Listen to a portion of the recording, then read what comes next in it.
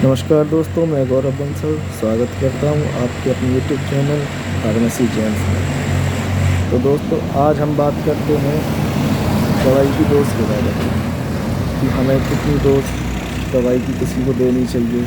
Actually में क्या होता है कि जो हमारी इंडियन फार्माकोपिया है, जो आईपी दवाइयों के पीछे आप लिखा देखते हो, उसका मतलब है इंडियन फार्माकोपिया। तो वो जो आइडियल डोज सेट करते हैं अडल्ट के लिए, वो 40 केजी के अडल्ट के लिए सेट की जाती है। दवाइयाँ हमेशा बॉडी वेट के हिसाब से दी जाती है।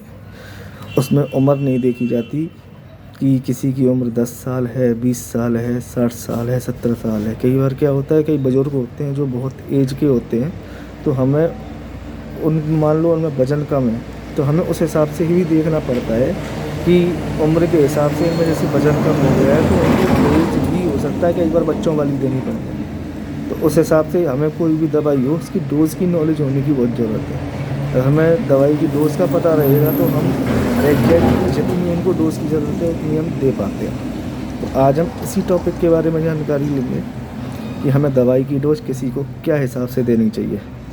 कि कई बार क्या होता है, घर में दवाइयाँ होती हैं, जैसे रात रात का टाइम है और आपको उसमें से बच्चे को मान लो फीवर हो गया, कफ हो गया, खांसी हो गई, तो बच्चे को दवाई देने की ज़रूरत पड़ती है, तो हमें डोज़ का मालूम नहीं होता, तो बड़ी समस्या आती है। कई बार ज़्यादा दे दी जाती है, कई बार कम दे दी जाती है। तो आज हम दवाई की डोज़ के बारे में सीखेंगे कि हमें कितनी डोज़ दवाई की बच्चों को या फिर किसी और को देनी चाहिए। तो इसके लिए हम एग्जाम्पल से मैं आपको बताता हूँ कि जैसे लीजिए पैरासीटामोल। तो जो पैरासीटामोल होती है उसकी जो स्टैंडर्ड डोज होती है, जो अडल्ट डोज इंडियन फार्माकोपिया में बताई गई है, वो बताई गई है 500 mg। तो आप जैसे कि देखोगे कि 500 mg 40 किलो के बंदे के लिए बताई गई है, 40 किलो के वजन की किसी भी इंसान के लिए वो बताई गई है। तो आप जैसे देखोगे कि आप 500 को 40 से डिवाइड करोगे तो आपको मिलेगी पर केजी बॉडी वेट के हिसाब से दवाई की मात्रा, तो जो होती है 12.5 mg।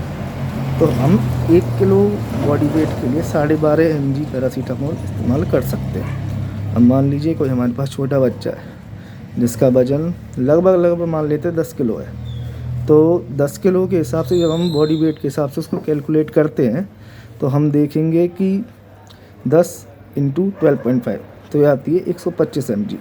तो मतलब 10 किलो के बच्चे के लिए हम 125 mg बॉडी वेट के हिसाब से दवाई दे सकते हैं। और क्या होता है कि और भी ऐसे कोई साल्ट होते हैं, मान लो सेफेक्सिम का आप देख रहे हो, तो जो सेफेक्सिम है, तो सेफेक्सिम की स्टैंडर्ड डोज तो बताई गई है 40 किलो के लिए 200 mg बताई गई है। जब आपको 40 से डिवाइड करोगे तो 5 mg पर बॉडी वेट के हिसाब से आती है। तो जैसे भी कि आप सिरप में देखोगे उसमें आप पीछे कंटेंट पढ़ना कि इसकी 5 ml में कितना है, और कई में होता है कि इसके 10 ml में इतनी डोज है, या फिर ड्रॉप में होता है पर ml इतनी डोज है। तो उस हिसाब से हम इसे देख सकते हैं। मान लीजिए जैसे जिफ़ी हो गई सेफेक्सिम में, हम उसकी डोज़ कैलकुलेट कर रहे हैं, तो 200 mg जो होती है उसकी डोज़ वो 40 किलो के लिए होती है।